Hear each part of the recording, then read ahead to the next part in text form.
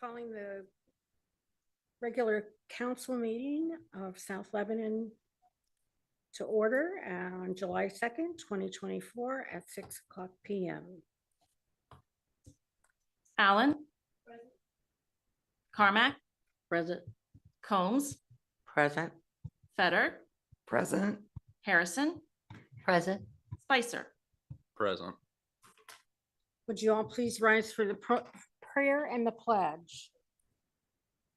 Dear Heavenly Father, we thank you for this day. We thank you for our country. Bless our country and our community. Let us work together respectfully for the good of our citizens and our community. Keep all of us safe during our 4th of July celebrations. Thank you for your grace. In your name we pray. Amen. I pledge allegiance to the flag of the United States of America and to the republic for which it stands, one nation, under God, indivisible, with liberty and justice for all.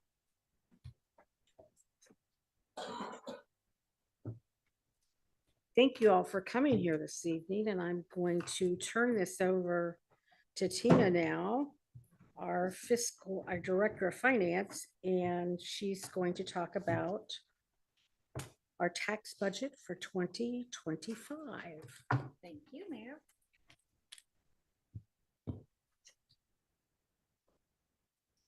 Let's start.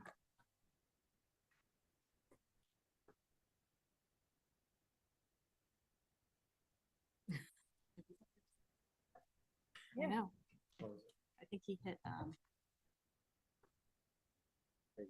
Thank you. Just doesn't like to. There we are. So tonight is the public hearing for our 2025 tax budget. The tax budget itself is the beginning of our budgeting process for the following fiscal year. We focus mostly on revenue, anything that we may know that we may anticipate for the following year, that we make any changes to that. And then after we are done with the tax budget, the county auditor will certify tax rates to us. And that's the tax rate, meaning the rates, that property tax that you pay on your property. And once they do that, then we can start our whole process of budgeting our appropriations and budget for the next year. So let's get started here.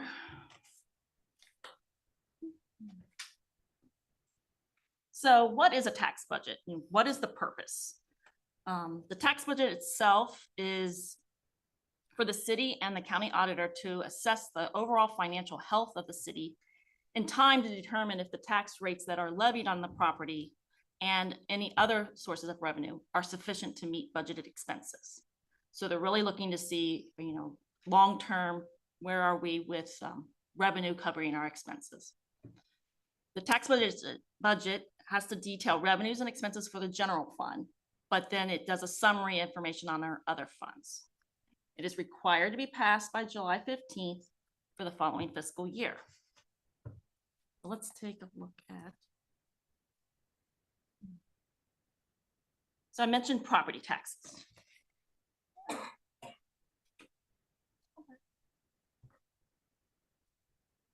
So the current tax rates that are levied on property in South Lebanon for the residents that live in Hamilton Township is 1.2 mills and 1.3 mills for Union Township. Now, overall, when you look at the property taxes that are levied on individuals that live in these two townships, it's somewhere around 52%, 52 mills to 63 mills. Most of that being made up of your property taxes going to your schools. When I look at the 1.2 and the 1.3, that equates to about $220,000 in property tax revenue that the city receives in general fund. And I thought I'd share with you, in case you weren't aware of, how do you, when I say when you're paying 6.62 mils in taxes. Thank you. So when I say, 62 mils, how do you equate that down? What does that equal? How do you figure out how much that your tax bill would be? So I thought I'd take a little time here and just kind of explain that if you're unaware of how that gets figured out. So what's the cost of the homeowner? So you take your value of your home by 35% and it becomes the assessed property value. So $100,000 home at 35% would be a $35,000 property assessed value.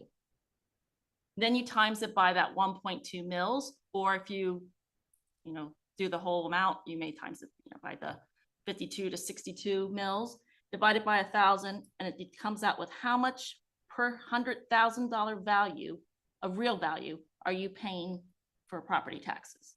And in this case, for every $100,000 property value, the city receives $42 from that household. So you can just roughly do the math there. If you know the value of your home, your true value, then you would just multiply it by every 100,000 by that $42. And if you wanted to talk about that or go over that, I'd be happy to help anybody with figuring that out if you ever want to look at your tax bill and go into detail.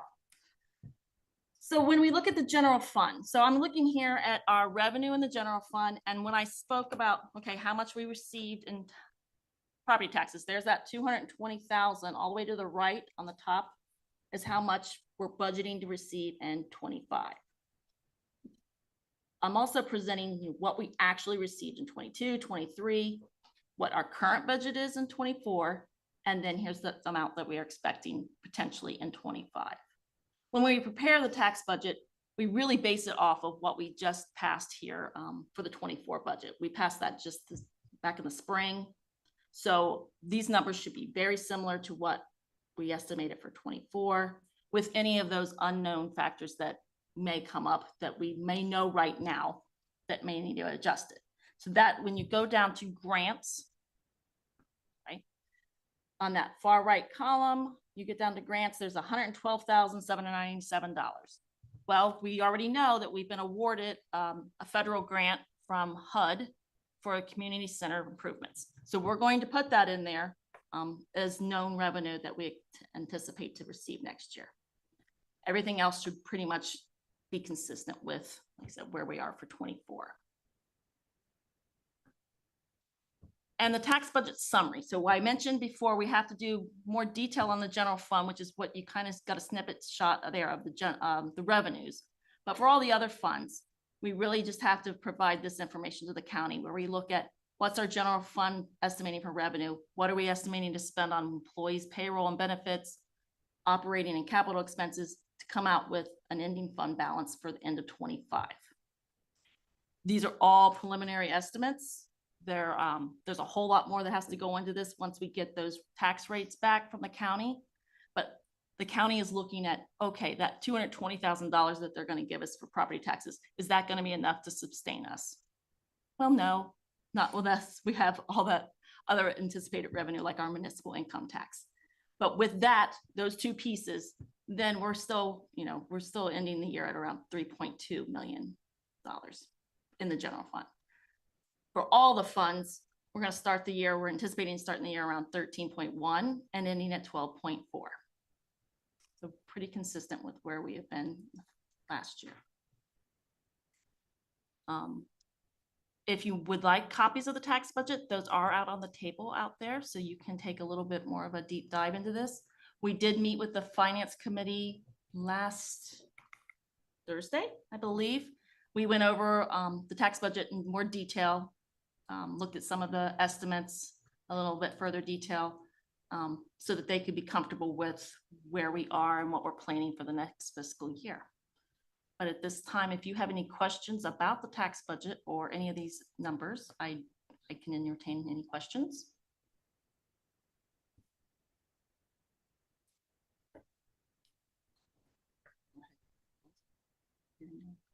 Hearing no questions or any discussion, I will close the public hearing for fiscal year 2025. Do we have any guests? I'll open the floor, or do we have any guests this evening that want to speak? Hearing none, I will open the floor to the public. Is there anybody here that would like to say anything? I don't have anybody signed up. So I will, your last chance. I'll close the floor. Okay. Moving on to new business. We have emergency resolution 2024-25, approving and authorizing the Director of Finance to submit the interim tax budget for fiscal year 2025 to the Warren County Auditor. We need a motion to suspend the two reading rule and a second. Brenda Combs, motion to suspend the two reading rule. Linda Allen, second. Is there any discussion or questions? I think Tina went over it very well. Hearing none, I need a motion to adopt by. Oh, I need to. I'm sorry, I'm sorry. You're okay. Allen, Yay. Carmack, Yay. Combs, Yay. Feder, Yay. Harrison, Yay. Spicer. Yay. Thank you. Now I need a motion to adopt by title only, emergency resolution 2024-25. And a second. I'll make a motion to adopt by emergency resolution 2425 by title only. Brenda Combs, second. Allen, Yay. Carmack, Yay. Combs, Yay. Feder, Yay. Harrison, Yay. Spicer. Yay. Motion carries. Thank you. Now, on emergency resolution 2024-26, there's a typo where it says in the amount of $6,700, that should read $3,500. It was just a typo. So if you could correct that on your agenda.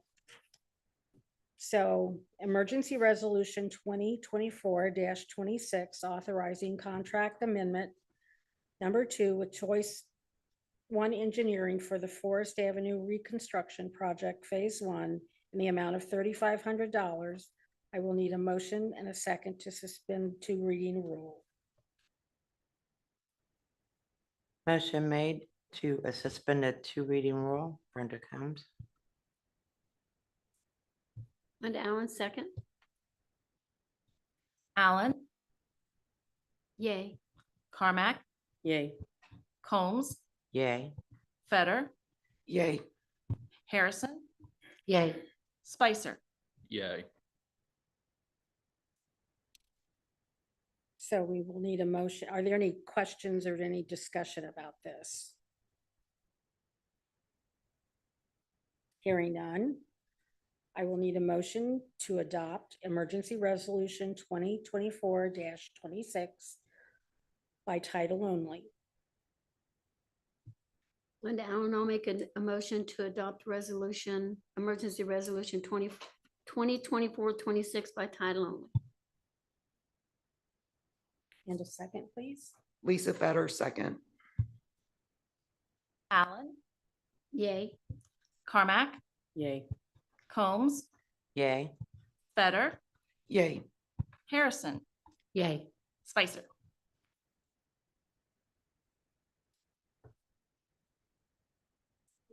Oh. Sorry. Motion carries. Emergency resolution 2024-27, authorizing a real estate purchase agreement for properties located on Hobart Street, parcels, 12012799012 and 12012799013 and 12014011011.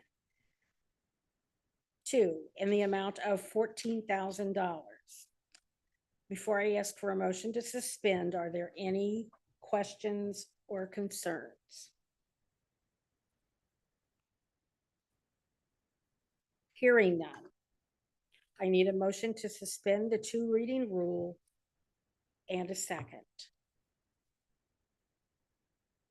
Brenda Combs, motion to suspend the two reading rule. Sharon Carmack, second.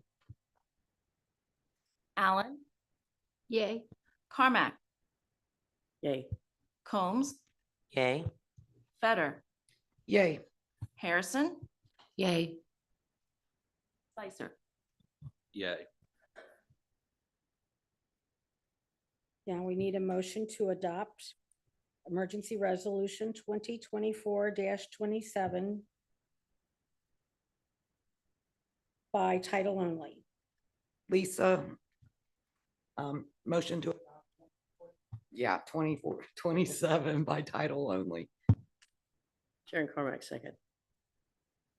Allen, Yay. Carmack, Yay. Combs, Yay. Feder, Yay. Harrison, Yay. Spicer. Yay. Thank you. Motion carries. Moving on to emergency resolution 2024-28, authorizing an agreement with the Redwood South Lebanon Mason Mara Mill Grove Road, Ohio, P1 LLC for water line improvements on Mason Mara Mill Grove Road. Before you do the motion to suspend reading, is there any discussion or questions? Yeah, I'll kind of clarify. Jerry, is this the one where we just got the easement so we can move on down through there? Correct. This is the final piece, this whole puzzle of providing utilities to River Creek Lofts in conjunction with the easements from the owners sand and gravel. So we've this will get us to where we meet all of our obligations to not only River Creek Lofts, but at Hudon Enterprises as well. So. Are there any other questions? Hearing none, I need a motion to suspend the two reading rule. Linda Allen, I make a motion to suspend the two reading rule for emergency resolution 2024-28. Brenda Combs, second. Allen, Yay. Carmack, Yay. Combs, Yay. Feder, Yay. Harrison, Yay. Spicer. Yay. We need a motion to adopt emergency resolution 2024-28 by title only and a second. Brenda Combs, motion to accept. Second, Linda Allen. Allen, Yay. Carmack, Yay. Combs, Yay. Feder, Yay. Harrison, Yay. Spicer. Yay.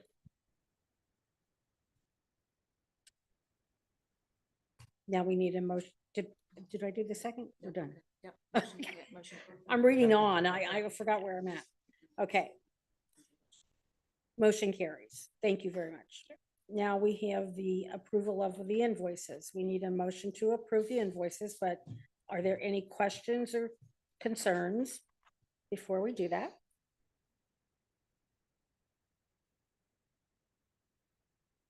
Hearing none. Motion to approve invoices. Linda Allen, second. Allen, Yay. Carmack, Yay. Combs, Yay. Feder, Yay. Harrison, Spicer. Yay. Thank you. Motion carries. Old business now. This is the second reading of Resolution 2024-24, imposing a temporary moratorium on the acceptance, consideration, and/or granting of any zoning, occupancy, or permits or applications relating to cultivators, processors, or retail dispensaries of adult use cannabis within the city of South Lebanon. We need a motion to approve, but is there any discussion before we do that? That was amended to 365 days. Yes, right? Correct. yes, it Yes. was. Got it. Pursuant to the discussion at the last meeting, correct. Brenda Combs, motion made. Linda Allen, second. Allen, Yay. Carmack, Yay. Combs, Yay. Feder, Yay.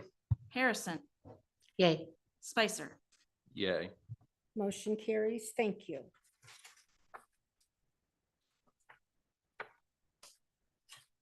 Thank you all for that. And I wanted to thank Tina for all her work with the tax budget and the committee. They did a great job. Thank you all. I just have a few things to say in communications. It's been a very busy week as always, and this is only Tuesday. I want to thank Tony and the crew for the sunflower garden. That is really looking good. It's really coming up, and it's a little bit easier to get to this year because it's closer to the parking lot. So some of our older folks will be able to get there a little easier. I want to thank the staff for everything that they have done for the 4th of July arrangements and the Historical Society and Union Township. Parade lineup is at 1 o'clock. The parade is at 2. Food and music start at 4, if I'm correct, and fireworks start at whenever it gets dark. Yeah. There is a fireworks ordinance in South Lebanon. It's ordinance 2022-17. It prohibits fireworks, and we'd rather do that and be safe than be sorry. We all live very close in proximity to each other. If you're out in the township and you have land, it's not a big deal. But when you're living in neighborhoods that are close to people that have only 6 to 10 feet between our homes, things can happen, and we don't want to see that happen. So if there's anybody who, if there's a problem, I would encourage you to call the non-emergency number, and that is 695-2525. And again, the non-emergency number. I look forward to a great parade on, I almost said Saturday, on Thursday. And I just want to wish everybody a happy 4th.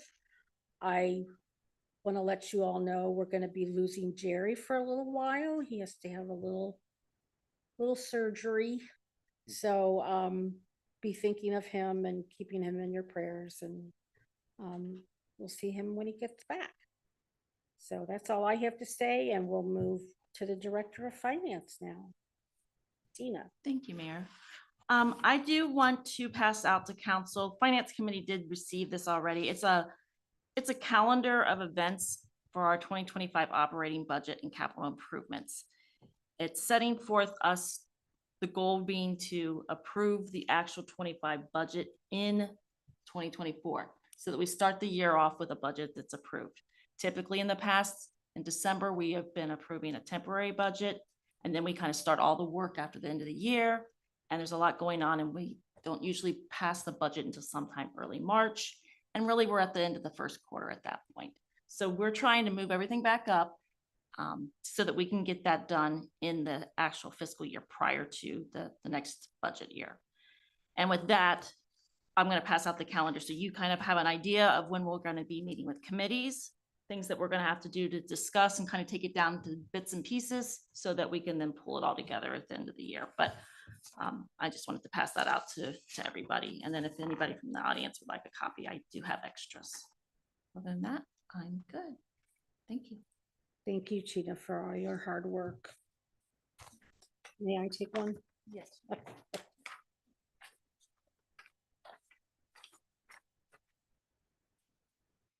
Okay. Jerry and I have been busy, so I'm going to let Jerry tell you all the goodies. Just kind of the stuff on the 4th of July. So we'll have road closures. It's been kind of a moving target on where the road closures are going to be and what the fire department requires for the fireworks. So we're still kind of finalizing that. Hobart, well, the access to the boat ramp is probably going to be closed for most of the day, so we don't have cars down there where they can't get out. So, but we're still working on that. The stage and tent have been put up today. Portalets come tomorrow. So I think we're all set. As long as, knock on wood, the weather holds out. So. Okay. So we'll start seeing construction on a bunch of different stuff soon here. We've got, I think next week, the water line on Mason Mar Mill Grove. Thanks to you guys signing that, approving that tonight, we'll get started. The paving road work scheduled to start end of the month. Still waiting on the Hobart Street sidewalk start date. Hopefully soon, this month or in August. Forest Avenue, so we'll get that out to bid, and I'm sure this fall we'll have that closed up. The county's already working on the roundabout there at Columbia Road and Mason Mar Mill Grove, so I think that'll be done next month or so, I believe.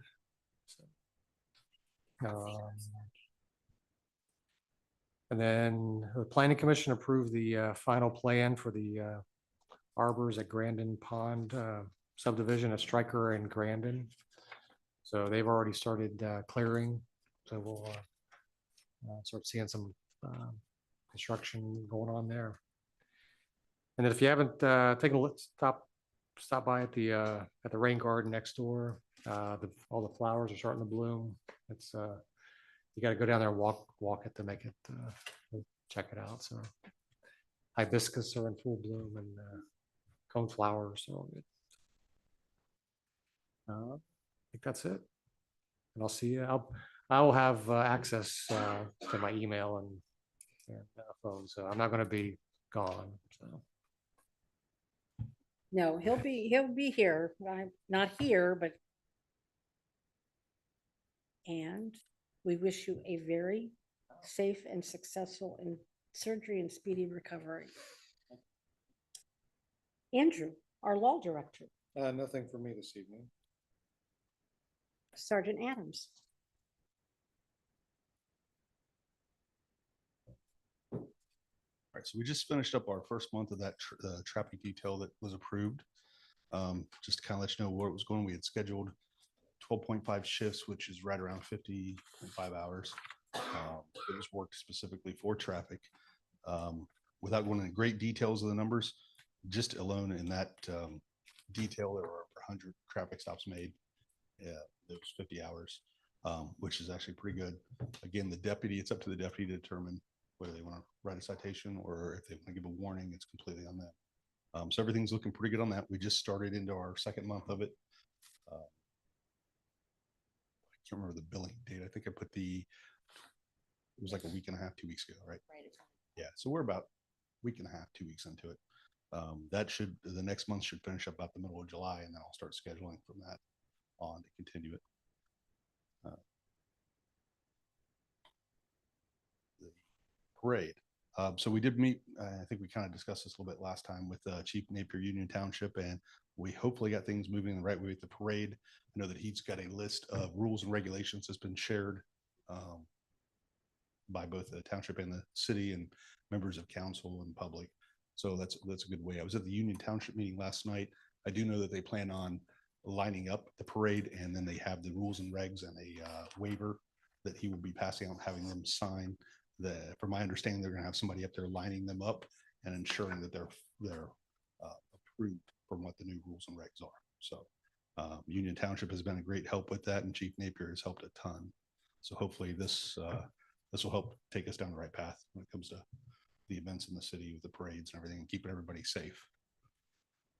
While we were doing the parades, as I was reading different things and doing research, there's something I'd like to bring to the council's attention so we could try to get in line with what the ORC or state law requires. I know there's a lot of people that were talking about golf carts and everything else around town. As I was researching this stuff, I did find that there's a couple different Ohio Revised Code that pertains to both low speed or underspeed vehicles. And the definition of an underspeed vehicle would include a golf cart. So a low speed vehicle is a 3 to 4 wheel vehicle that can attain a speed within 1 mile on a level paved road between 20 and 25 miles per hour. And it has a gross vehicle weight less than 3,000 pounds. An underspeed, which is what a golf cart is considered, has the same definition, except in that 1 mile, it cannot exceed a speed of 20 miles per hour. So now that you kind of know what that entails, there is an ORC section that talks about the authorization of low speed and underspeed vehicles or utility vehicles or mini trucks. And the very beginning of it starts off with, by ordinance or resolution, a local authority may authorize the operation of an underspeed or utility vehicles, mini trucks, et cetera, on public street or highway under its jurisdiction. A local authority that authorizes the operation of underspeed or utility vehicles or mini trucks shall do all the following, and it lists out what's required. To my knowledge, and maybe Andrew, you could help me on this, I don't think we have an ordinance authorizing it. I know a lot of the vehicles, and it does say in here that they have to have a vehicle inspection, they have to be properly insured, they have to have the proper equipment, and they also have to be registered through the BMV. On top of all that, there's supposed to be a local ordinance or resolution permitting it. And as far as I know, we do not have that. Is that correct? That's correct. So that might be something that council needs to maybe take into consideration. I mean, as it stands right now, without that, technically it wouldn't be legal, correct, on any of the golf carts. Correct. I know that we do have quite a few people that do it, and there are quite a few people that, the ones that do it, do have them registered, did get the, as far as I know, did get the vehicle inspection. So they are trying to fall in line with what the law requires. There's just this one piece that was left out.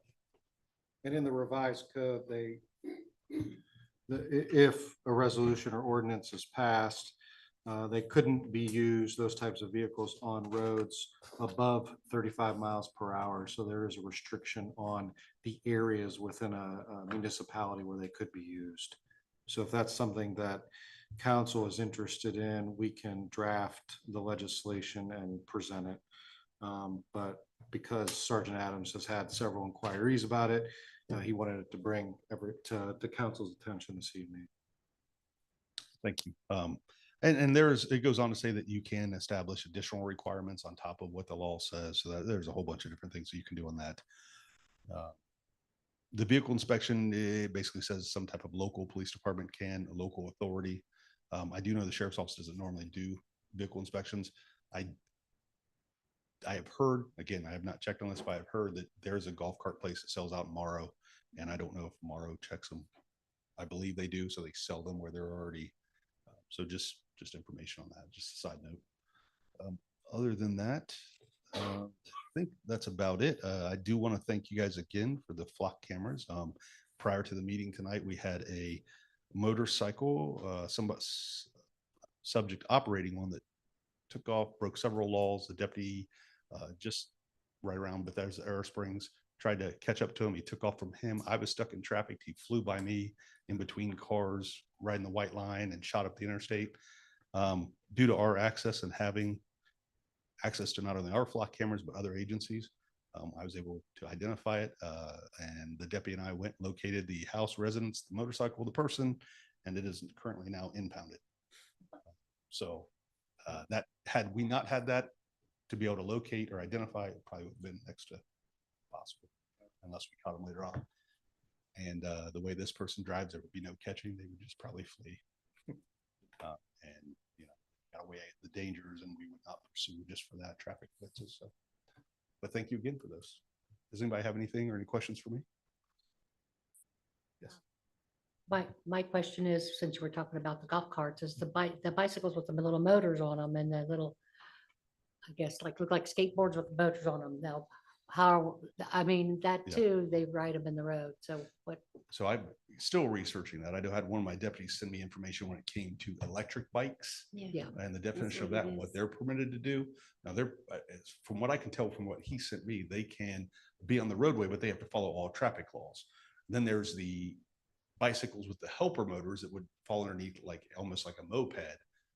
Those would have to be properly with that helper motor. There's a whole different rules and regulations for that. But if there's 3 different classes when it comes to like electric bikes or things that are powered by battery, and it kind of depends on what it's rated. They should have a tag on there.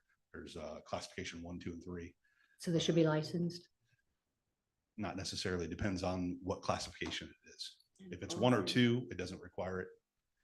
Those would be like your electric bikes, or I believe, and maybe Andrew can help me on this, and do a little research. I believe also when it comes to like your scooters, as long as they're all electric and they're classed a certain way underneath 3, then no, it wouldn't. Class 3 requires something completely different. We can go, if you want to, I can look that up and we can go over what the difference between the classes are. Okay. But class 1 and 2 is simply your bikes out there that barely go a certain speed, that may have pedals, but then you can flip it to electric and just drive around on it. Either way, if they're not something that's required to be registered, they still have to follow all traffic laws, which means they still have to stop at stop signs, things like that. They can't just drive through and ignore them. Right. That's, they Age, have to give right away where it's What- required, just like a car. got age limit, Depends on the class. 5-year-old on it. I think that depending on what they're doing and they're in the street, and especially if they're causing a problem, that could be an issue criminally, or somebody not, especially if there's not a parent out watching the child.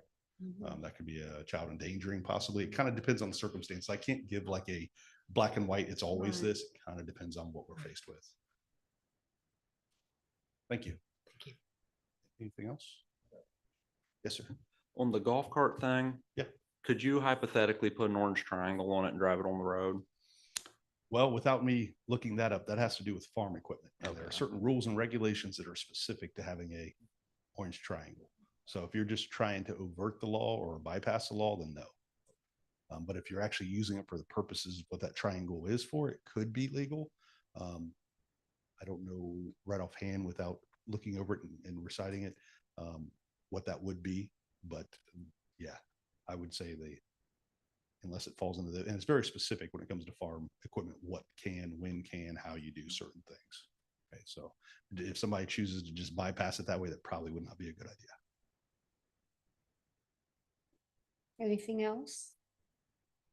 If council would like to, consider this, you can always task Andrew with that, just so we have some clarification and, develop an ordinance. That's up to you all, so.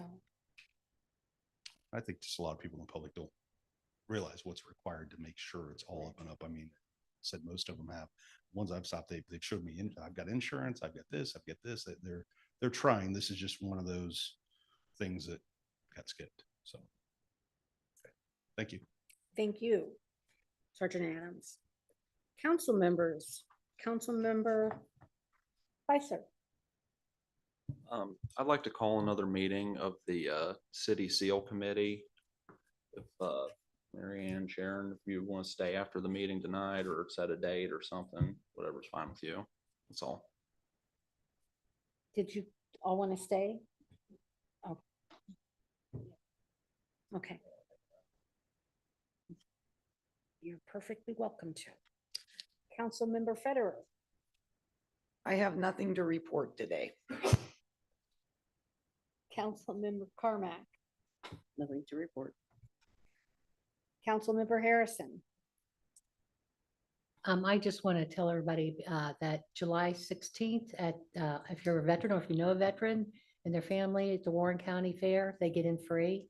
And at 6 o'clock, they get a meal for free and the family. So you can do it with even in a sling. And as well, Corey, did you want me to say something about that? That's what date, July 22nd? Oh, yes. For the women's defense? I mean, you can explain it better. Well, you explain it better though. A few months back, Councilmember Harrison had approached me about conducting a women's self-defense course. We are putting one on. We have the registrations out there and the flyer. It is going to be on July 22nd here at the community center from 6 to 8 p.m. We are accepting anybody from the age of 15 up. If you are under 18, though, a parent or guardian would have to stay during the class and also sign a waiver. Everybody will sign a waiver anyway, but the difference between that and an 18-year-old would be a parent needs to stay, not just leave their child and then leave just in case anything were to happen, they're there. I think we have currently right now I have we have a limit of 15 just to keep the class manageable. So you don't have 40 people in there trying to teach them and everybody bumping into each other. We have it limited to 15. I think we have about 7 spots filled right now. So So Thank get a hold of Corey, get signed up. Have you got me in there? I do. Okay. I do. thank you. I have 3 of you in there currently. So, do you want a spot? Okay, I can email you, or Jared, do you have the link? The flyer that I had sent? Yeah. There you go. Perfect. Thank you. I'm sorry, Roland, you can't come. Yeah, he could be our president. We need a men's self-defense class now. You're admitting that?